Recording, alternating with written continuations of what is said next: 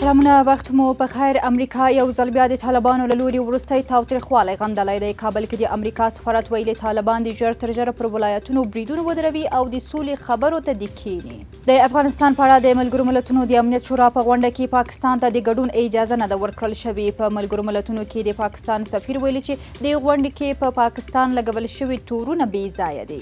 تیرو 24 ساعتونو کې 502 طالبان ووژل شول او 309 نور ټپیان شول. د ملي دفاع وزارت وايي دغه طالبان د هیواد په 19 ولایتونو کې وژل شوي او ټپیان شوي دي.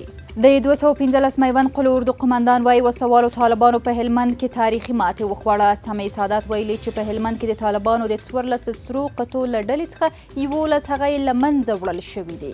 په کابل او کندهار کې 316 تنه تازه دمي سرتیري د جګړې په صف کې شامل شول. د دفاع وزارت وايي دغه سرتیري په داوطلبانه ډول له ملي اردو سره یو ځای شوي دي.